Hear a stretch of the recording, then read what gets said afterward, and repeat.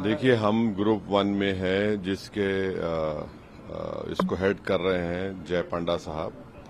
तो आप जानते हैं कि हम लोग 4 ममालिक 4 कंट्रीज को जा रहे हैं। पहले बहरीन को, उसके बाद कुवैत, फिर किंगडम ऑफ सऊदी अरेबिया और आखिर में अल्जीरिया को।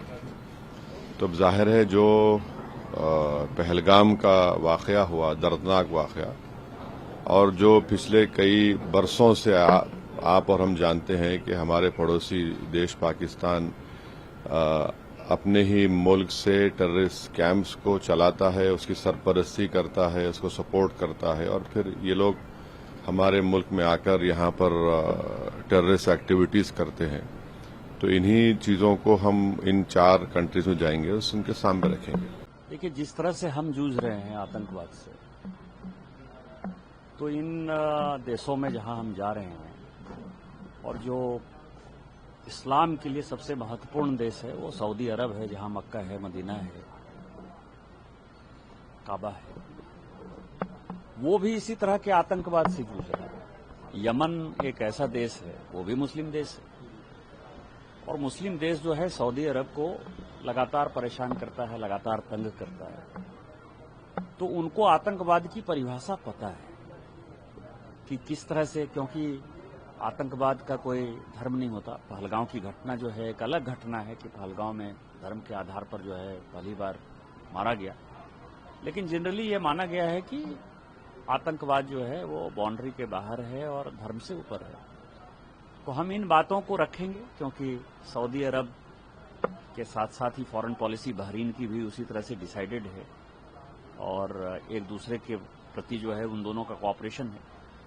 कुवैत का आपको पता है कि जहां हमको आगे जाना है, कि कुवैत के लिए कितना बड़ा वॉर हुआ। 91 का जो वॉर था वो भी आतंकवादी था, इंटरनल था, उसको कब्जा करने की कोशिश की थी इराक ने। तो ये सारे मुद्दे ऐसे हैं जिसमें कि हम निश्चित तौर पर अपनी बात समझाने में कामयाब होंगे। 78 साल से पाकिस्तान ने हमारे साथ क्या काम किया है, और जब हम लौट के आएंगे तो मुझे लगता है कि माहौल पूरे दुनिया में पाकिस्तान के खिलाफ होगा और आतंकवादी राष्ट्र बनाने की तरफ जो है वो अग्रसर होगा। 2014 के बाद से जो भारत बदला है, कई नेताओं ने कहा, प्रधानमंत्री ने खुद कहा कि अब भारत बर्दाश्त नहीं करेगा, और जिसको जिस आवाज में सुनाई देगी आवाज वो ही जुबान समझाई जाएगी। कि परसों प्रधानमंत्री जी ने कई एक बातें कही जो बहुत ही महत्वपूर्ण है। एक तो उन्होंने कहा कि आतंकी कोई भी घटना हो तो उसमें आतंकवादी और पाकिस्तान की सेना दोनों के बीच में कोई डिस्क्रिमिनेशन नहीं होगा। एक बड़ा स्टैंड है भारत का 2025 में। आप समझिए कि 1947 से जो नीतियां चल रही थी आतंकवाद के खिलाफ, वो 2025 में भारत सरकार ने कंप्लीट बदल दी है। दूसरा ये है कि जब कोई आतंकवादी घटना हो जाएगी तो जो आर्मी है, जो एयरफोर्स है, जो नेवी है, उसको किसी से परमिशन लेने की आवश्यकता नहीं है। उसको भी फ्री हैंड कि आप हमारी सीमा की रक्षा करने के लिए, हमारे नागरिकों की रक्षा करने के लिए और आतंकवाद से मुकाबला करने के लिए आप आतंकवादी को मारना है, आतंकवादी को मारो, और आतंकवादी के वेश में जो पाकिस्तानी सेना है उसको मारना है, उसको मारो। आपको ये पूरी छूट है। और तीसरा जो बदला 2025 में इस युद्ध में हमने देखा कि बिना पाकिस्तानी सीमा में घुसे हुए हमने जो है उनके आतंकवादी ठिकानों को तबाह किया, हमने उनके एयरबेस को तबाह किया, और हमने ये मैसेज दिया कि हम आपके किसी न्यूक्लियर वार के धमकी से नहीं डरते हैं, और आपको जो करना है करो, हमको जो करना होगा करेंगे, और हम आपको माकूल जवाब देंगे और आपको हम नेस्तनाबूद कर देंगे। देखिए, हमने भारत का पक्ष रखना है। वहां जाकर बहरीन हम जा रहे हैं। डेलीगेशन, फर्स्ट डेलीगेशन का मैं हिस्सा हूं, और पाकिस्तान की आतंकवादी कार्रवाइयों के खिलाफ जो हमारे पास फैक्ट्स हैं वो रखेंगे कि कैसे भारत में लगातार पाकिस्तान आतंकवादी कार्रवाइयों के माध्यम से हमारे लोगों को, निर्दोष लोगों की हत्या कर रहा है, और कैसे भारत ने विश्व के जो हेडक्वार्टर थे पाकिस्तान में, वहां पे बहुत ही प्रिसाइज और मेजर्ड जो है एक्शन लिया है, आतंकवाद के हेडक्वार्टर को तबाह करने का काम किया है। और मैं ऐसा समझता हूँ कि ये लड़ाई पूरे विश्व की लड़ाई है, जो भारत के प्रधानमंत्री श्री नरेंद्र मोदी जी ने जिसमें लीड किया है, भारत ने लीड किया है। और पूरे फैक्ट्स जो हैं इससे संबंधित जो हैं वहां पे जाकर रखेंगे, ताकि पाकिस्तान की ओर से जहां जो लोग भारत से जलते हैं उनकी ओर से जो कूड़ प्रचार किया जा रहा है, जो झूठा प्रोपेगेंडा किया जा रहा है, वो दुनिया को पता हो, पूरे लोगों को पता हो। सर, अमित शाह जी ने विज्ञान भवन में कहा कि ये सारा का सारा पाक स्पॉन्सर है आतंकवादियों का ये जो हमला है, और पूरा विश्व अब इसको देख चुका है, एक्सपोज हो चुका है पाकिस्तान। देखिए, एक बार नहीं हो चुका है, बहुत बार हो चुका है। अमित शाह जी ने बिल्कुल सही कहा कि आप देखेंगे कि जब आतंकवादियों के जनाजे निकले तो उन जनाजों को श्रद्धांजलि देने के लिए कौन गया, उन जनाजों को कंधा देने के लिए कौन गया? पाकिस्तान आर्मी की ब्रिगेड हैं ये आतंकवादी। पाकिस्तान आर्मी की सरपरस्ती में ट्रेनिंग होती है, पाकिस्तान आर्मी इनको हर तरह की सहूलत देती है। और इसमें यह भी चीजें सामने आई कि पाकिस्तान के आर्मी के कुछ लोग भी इसमें शामिल होते हैं आतंकवादी कार्रवाइयों में। तो ये पूरे का पूरा स्टेट स्पॉन्सर्ड है। आतंकवाद स्टेट स्पॉन्सर्ड हो तो और भी चिंता का विषय है कि पूरी स्टेट उसको स्पॉन्सर कर रही है, सपोर्ट कर रही है।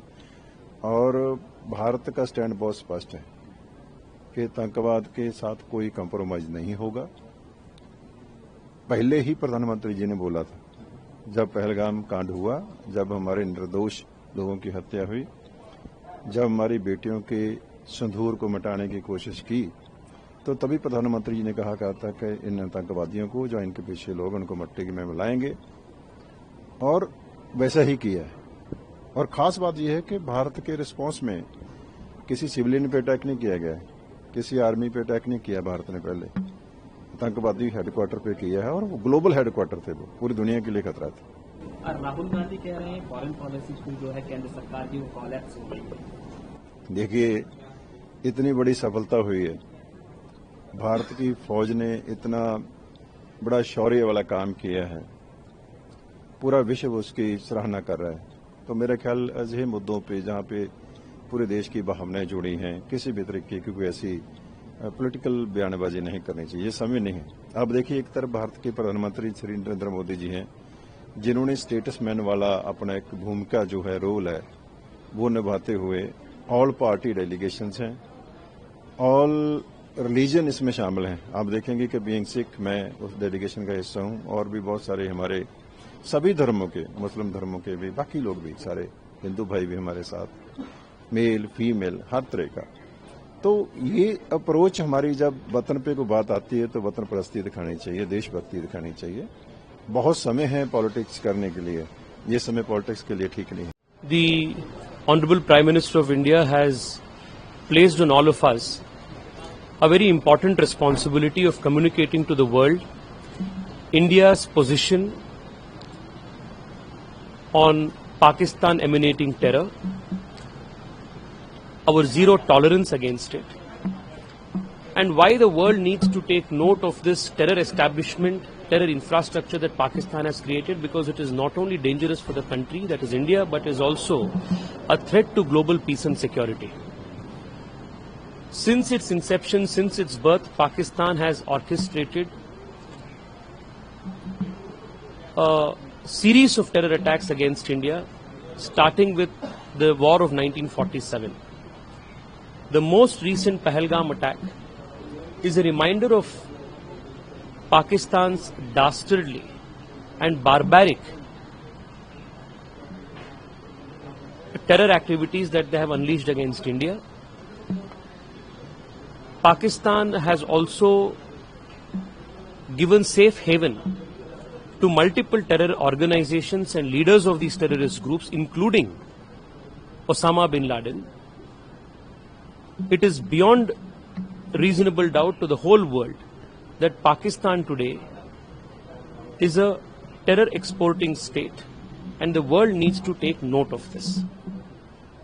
It is to communicate this all important message against Pakistani terror attacks, and also communicate to the world India's message of hope and peace, and India's message of democracy and strength and in plurality, that this delegation is headed to multiple countries. our delegation headed by Dr. Shashi Tharoor will visit a few South American countries and then conclude the delegation in the United States of America. Thank you so much.